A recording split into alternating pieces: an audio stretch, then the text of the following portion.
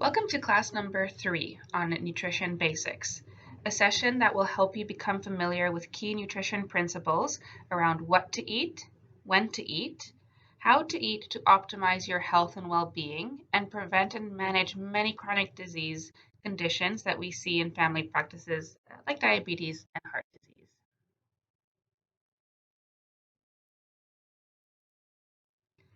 Last week we talked about the importance of sleep, activity, and feeling good about ourselves.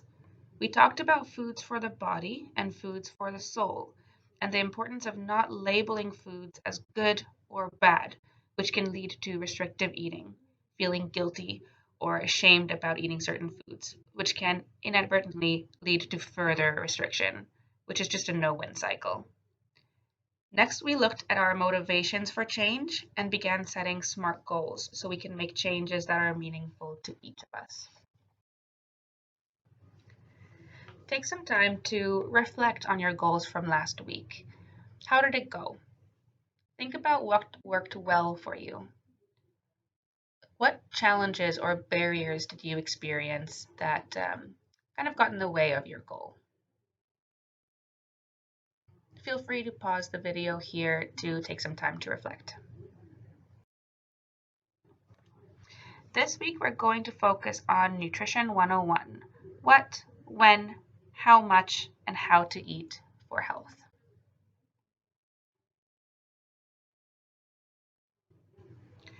Knowing that nutrition matters for my physical and mental health, a question that a lot of people ask is, what foods should I eat? When it comes to what to eat, there is good news. There are many healthy eating styles that can give you the nutrients that you need to feel your best. The Mediterranean diet, the DASH diet, the Blue Zones diet, Japanese and other traditional diets can promote health. All of these different styles of eating contain cardioprotective and brain protective food, including fruits, veggies, nuts and seeds, legumes, which include things like chickpeas, lentils, kidney beans, edamame beans. Then there's whole grains, fish, milk, yogurt, and cheese, and plant-based oils. Our new Canada's Food Guide is based on the research from the Mediterranean diet, DASH diet, and other healthy eating patterns that show what we eat can keep us healthy, reduce our chances of getting conditions like diabetes and heart disease, and help us to live longer. In fact, healthy eating can reduce your risk of diabetes up to 70%, and for those with diabetes, eating healthy can improve your A1C, which is your 3-month average blood sugar, by 1 to 2%, which is as much as about 2 diabetes medications will. If you're interested to learn more about how to prevent or improve diabetes, reach out to your dietitian at your family health team or at the community health centers to talk about that in a little bit more detail. There is a copy of the New Canada's Food Guide in your workbook, so feel free to reference that as we go through today's session.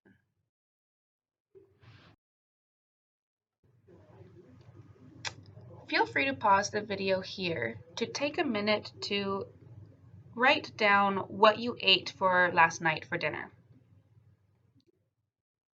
Was it a well-balanced plate?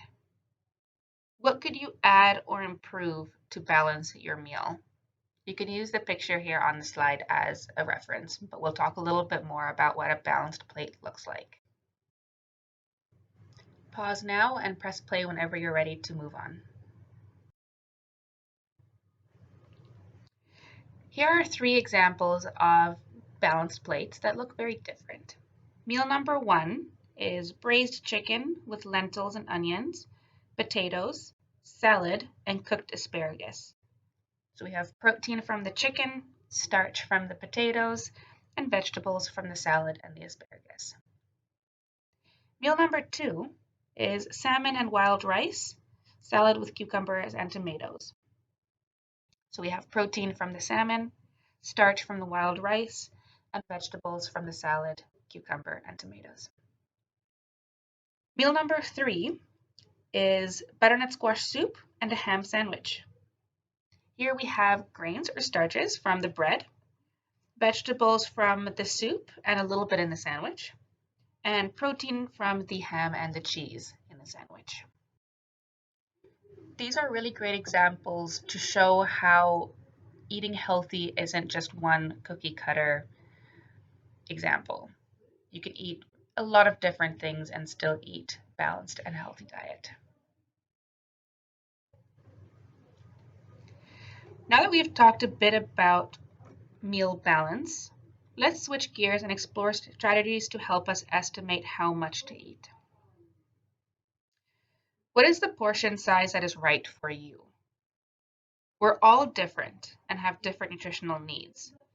Using this handy hand jive is a great tool to figure out portion sizes that is best for you.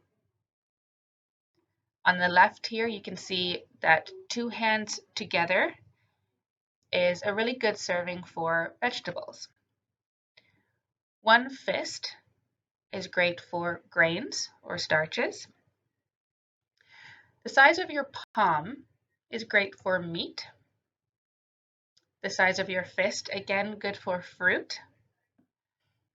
And the tip of your thumb is a great portion for healthy fats. Keep in mind that your appetite is variable. Using the plate method and hand jive can be really good tools to help you get started, but ultimately we would encourage you to check in with yourself in terms of your hunger level using the hunger and fullness scale before eating, and to continue to check in with yourself throughout the meal regarding your fullness level. This will be your best guide. Next, we'll look at each individual section of the plate and the types of food choices we might want to consider. There are a couple of handouts on meal balance and using the hand jive in your workbook. So look at those for extra tips and suggestions. All right, let's take a look at the first section of the balanced plate model.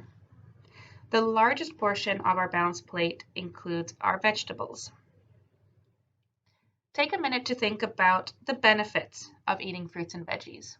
Feel free to pause the video here to jot some ideas down either on a piece of paper or in your workbook. Vegetables and fruits represent the largest area on the food guide, about half your plate. They're like Mother Nature's multivitamins. These foods protect our body, a rich source of fiber, antioxidants, vitamins, and minerals. These foods are linked to reduced risk of certain types of cancer, osteoporosis, and heart disease, and can help to support a strong immune system. In short, these foods are required for the smooth functioning of the body. Antioxidants are what gives vegetables and fruits their color, anywhere from white to purple. So choosing different colored vegetables and fruits means that you are getting a variety of antioxidants and other important nutrients. Juicing vegetables and fruits removes the fiber portion of them.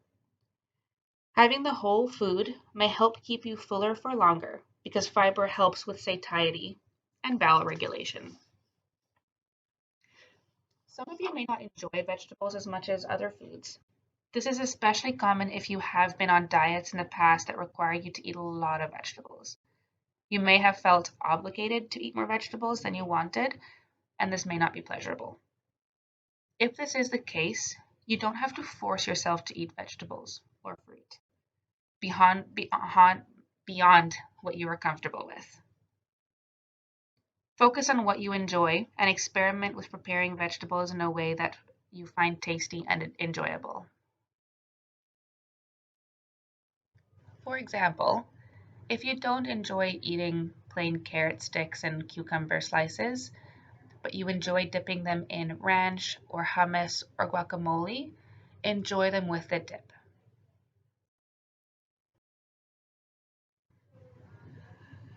A quarter of your plate goes to grains and starchy foods. Grains and starchy vegetables are a rich source of carbohydrates. These are foods that energize you and should take up about a quarter of your plate. Carbohydrates are the preferred energy source for your muscles and, most importantly, your brain cells. Carbohydrates should provide about 45 to 65% of your daily calories. Carbohydrates include starches, sugar, and fiber.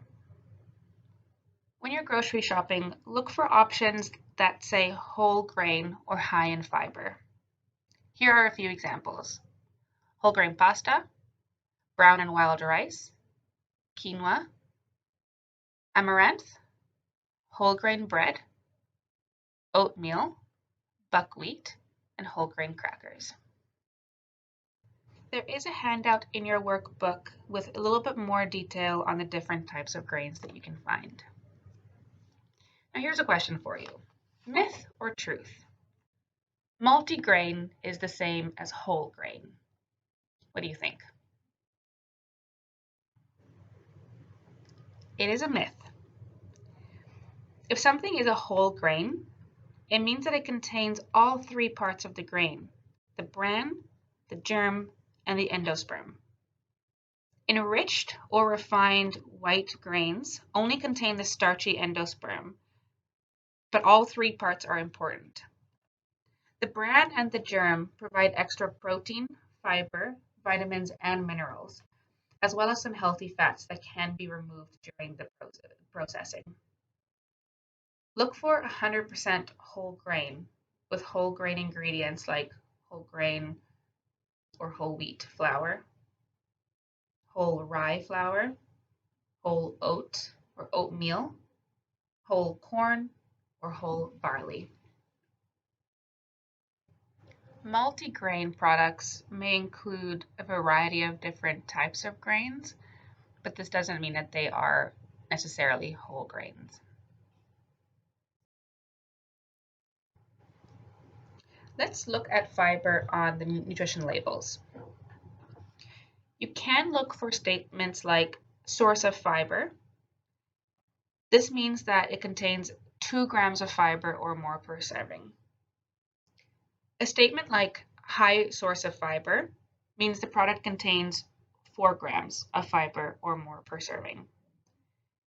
And a statement like very high source of fiber means the product contains 6 grams of fiber or more per serving. In this example, the cereal has 2 grams of fiber per serving, so it is just a source. Ideally, look for products that have about 6 grams or 4 grams.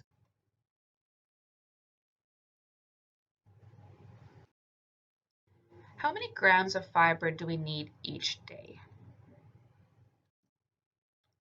21 to 38 grams of fiber a day is the general recommendation for the public.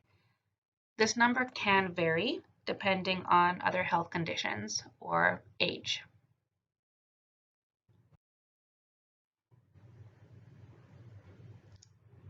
It's a myth. Research on the benefits of fiber are showing that fiber helps with more than just digestion. It can improve your blood sugars, lower your cholesterol, help you feel fuller for longer, and is important food for the healthy bacteria in our guts.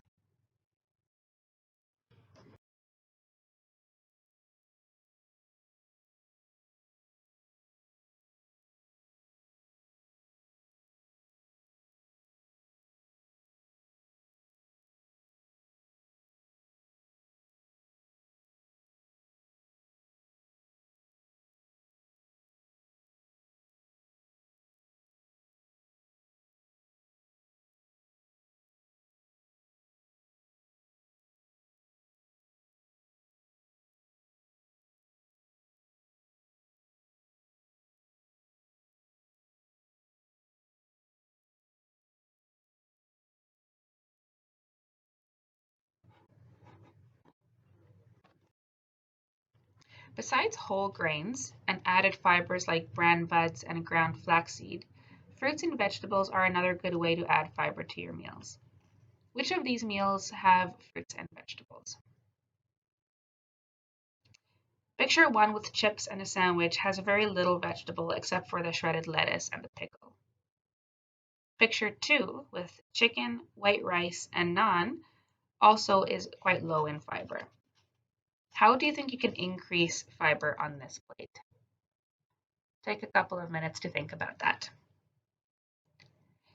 Picture 3 with whole grain bread, carrots, celery, and grapes has the most fiber of all 3 of these meals. To learn more about sources of food fibers, check out the fiber resource in the participant workbook. Let's go back to carbohydrates for a minute. We know that whole grains and starchy vegetables like potatoes and corn have carbohydrates, but other food groups also contain carbohydrates. Fruit has fructose, milk has lactose, and potatoes have starch, which are chains of glucose. All of these sugars break down to glucose and are absorbed into your brain and your muscles with the help of insulin, which is a hormone produced by our pancreas. This meal with 3 to 4 carbohydrate foods, the fruit, the milk, and the potato, is a balanced meal with a moderate amount of carbohydrates and suitable for people with diabetes and others wanting to prevent diabetes. Many fad diets recommend avoiding or eliminating carbohydrates, like the ketogenic diet. However, carbohydrates are needed for energy, concentration, and foods with carbohydrate provide us with nutrients like iron, magnesium, and more. Avoiding carbohydrates can impact your mood and mental health. Diets with carbohydrates, like the Canada Food Guide, the Mediterranean diet, DASH diet, and other ones mentioned earlier, are associated with positive health outcomes like longevity. The type of carbohydrates that we want people to reduce are added sugars, as most Canadians get much more than the daily recommended amount. The Heart and Stroke Foundation suggests we should aim for less than 10% of our calories in our diet coming from added sugar. For example, roughly 12 teaspoons of added sugar in a 2,000 calorie diet. The American Heart Association recommends limiting consumption of added sugars to no more than about 6 teaspoons a day for women and 9 teaspoons a day for men. Consuming too much added sugar can increase your risk for diabetes, heart disease, and certain cancers. Consuming naturally occurring sugar and less than 10% of our calories from added sugar is a good approach to a healthy diet. For those interested in learning a little bit more about added sugar, there is another handout in your workbook with some extra information.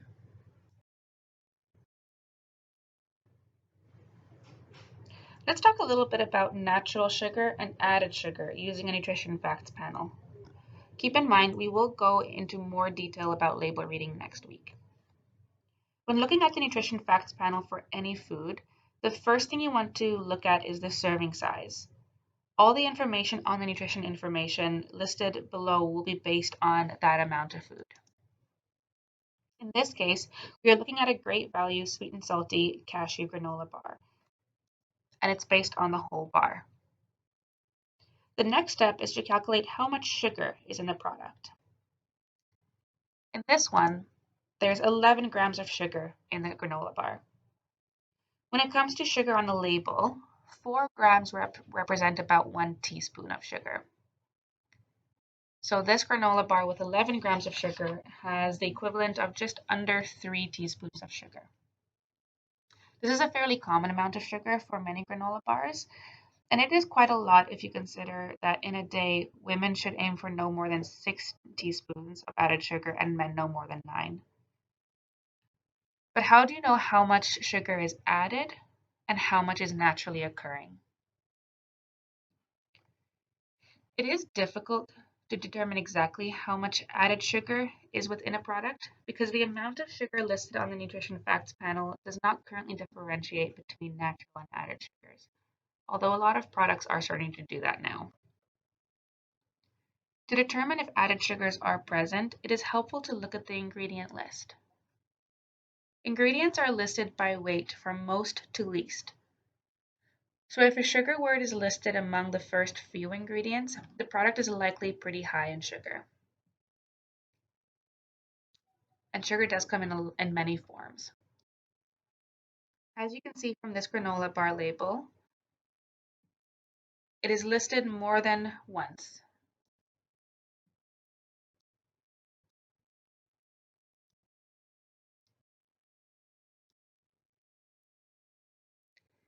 After looking at the ingredient list, it is no surprise that this granola bar has about 3 teaspoons of sugar per bar.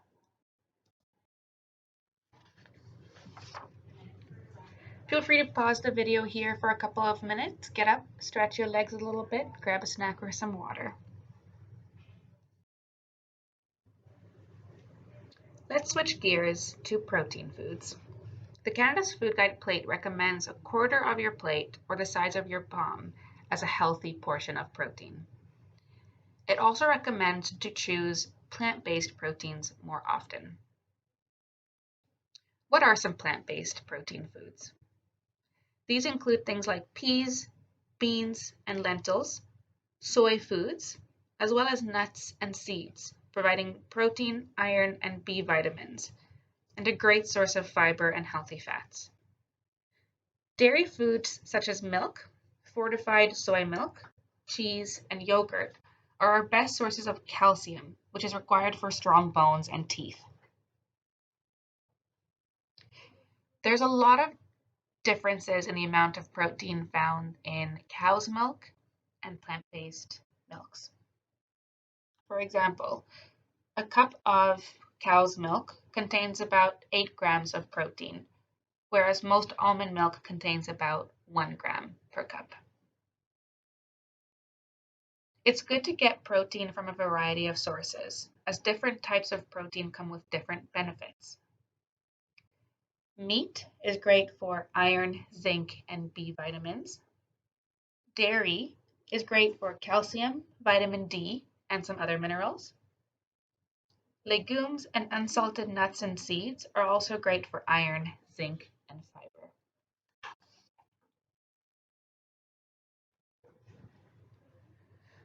Protein foods are foods that build. They are needed to build and repair our muscles. They're essential for growth and maintenance, hormones, enzymes, blood, and antibody production. It's a source of energy. It helps to transportation of nutrients, helps to maintain fluid balance in the body, and it helps production of neurotransmitters and brain function. Having enough protein-rich foods at meals also helps to keep us feeling fuller for longer. Protein-rich foods are generally a great source of iron, B vitamins, zinc, and calcium. For those interested in learning a little bit more about some protein foods, there is a fact sheet in your workbook to review as well. Here's a little bit of a summary slide for protein foods. So aim to fill a quarter of your plate with protein at meals, the size of your palm. Choose a variety of protein sources to enjoy throughout your week. Eat fish more often. We usually recommend about 2 servings a week. Trim and remove visible fat from meats and the skin from poultry. And try to limit processed meats like bacon, salami, pepperoni, hot dogs. Do I need a protein supplement? As long as you're getting enough calories and eating a variety of protein-containing foods throughout the day, healthy adults don't usually need extra protein. There are some groups that have different protein needs, such as pregnant and breastfeeding women, some athletes, older adults, and people with certain health conditions. Talk to your dietitian about the amount of protein that is right for you if you have any questions or concerns. Remember that it is important to try and get a variety of sources of protein, just like it's important to get a variety of vegetables in the diet for different benefits. Protein supplements can be a great complement, but should not be solely relied on as a source of protein. Now, what about fat? Years ago, we thought to have a healthy diet, we needed to eat foods low in fat. But it turns out that the right kind of fat can make all the difference to our health. They're a source of essential nutrients, source of energy, a source of omega-3 and omega-6 essential acids. It helps absorption of fat-soluble vitamins, and it can add taste and texture to foods. Fats from plants and fish are largely unsaturated. One type of unsaturated fat is called monounsaturated.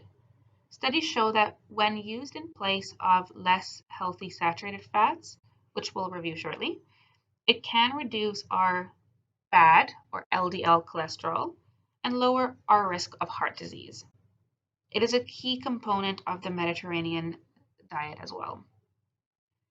So fats we want to choose more often are things like oil, olive oil, canola oil, peanut oil, sesame oil. Coconut oil is on there, although it has little asterisks next to it because coconut oil is a source of saturated fats. However, it doesn't quite act like regular saturated fats in our bodies, and we'll talk about that later. Nuts and seeds, whichever ones you enjoy. Choose unsalted when able. And others are things like fatty fish, so salmon, trout, tuna, seafood, olives, avocados, and mayonnaise.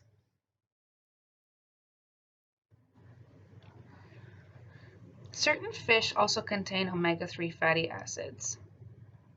EPA and DHA are the two most common types, and they help improve your heart and brain health.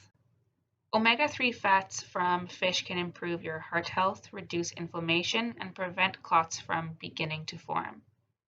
Aim to eat fish at least 2 to 3 meals per week. If you are following a vegetarian style of eating or do not like fish, you can choose other sources of omega-3 fats such as walnuts, ground flax seeds, and eggs enriched with flaxseed. You might also consider an omega-3 supplement if you don't enjoy eating these foods.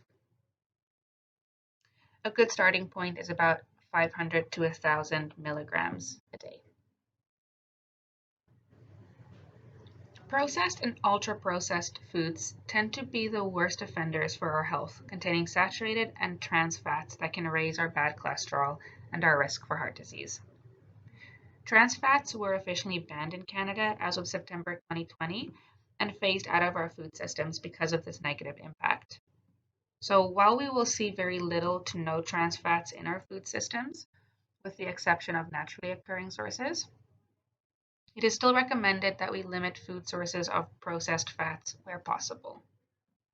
The other problem with these foods is that not only do they contain less healthy fats, but they are often high in refined carbohydrates, added sugars and salt, and low in key nutrients for health like fiber, vitamins, and minerals.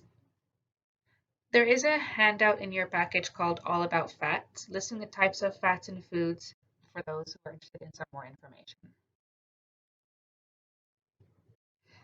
The fats found in meat are mostly saturated. Although still considered a less healthy fat, we now know that some saturated fats in our diet is definitely okay. While we still want to choose these fats in moderation, what is also important is that we pay attention to the sources of the saturated fats.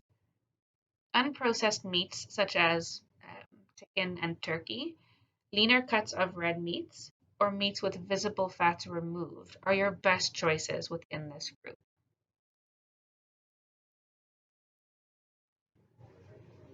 While it's important to make healthy choices within all the macronutrients, it's also just important to include all of them.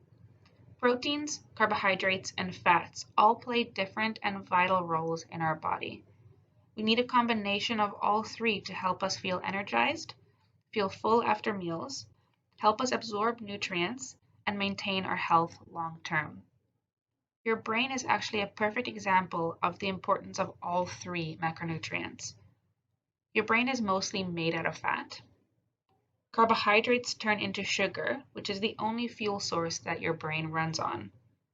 And proteins are vital building blocks for neurotransmitters, which are the hormones that keep us feeling good, regulate our anxiety, and help us to sleep. So you really are what you eat. When to eat. Try to eat at regular times, or about every 3 to 5 hours, to provide your body with energy, or glucose, for your muscles and your brain, to prevent low blood sugars, to help stabilize your mood, and to prevent overeating later on in the day. Healthy eating is about more than just what we eat and when. It's also important how we eat. Taking time to enjoy our meals, eating with others in our family and friends, eating foods that are personally meaningful to us, and enjoying homemade meals often are also important parts of eating healthy.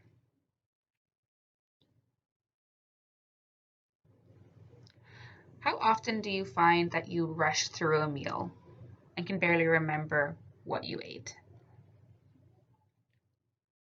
We are often in such a hurry that we forget to stop, take a breath, and enjoy our meals. Sometimes we even forget to eat, which can set us up for trouble later on in the day. What's one thing you can do this week to enjoy your food more? Feel free to pause the video here, think about that, and write it down in your workbook. Remember that eating well includes both food for the body and food for the soul. Enjoying your food is very important to feeling satisfied. Here's an overall nutrition recommendations summary. Use the plate method for balanced meals. Half your plate with vegetables, quarter of protein, and a quarter with starch. Use the hand jive to get a sense of your portions, and then check in with your hunger and fullness cues. Use healthy fats from fish and plants more often. Eat meals regularly throughout the day. Eat with others when possible. Cook at home as much as possible. Include foods from your culture. Include foods for the body and for the soul. And enjoy what you eat. The goal is not to do all of these things at once. If you'd like, you can focus on one or two changes that you feel is realistic for you at this point in time and work your way down the list.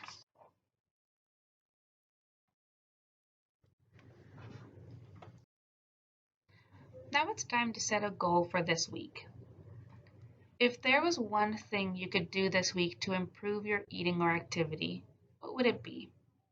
Feel free to pause the video here and think about what goal you would like to set yourself for the next couple of days. Remember the importance of tracking your intake and what is influencing your foods that you choose if you find this a helpful tool.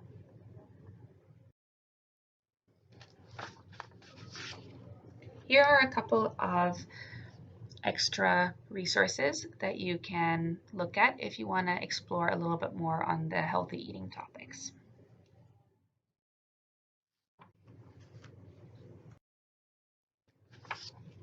Thank you for joining us at this week's session. Take some time to enjoy your foods this week. Take some time to think about what goal you want to set, and we'll see you next week. Have a good day.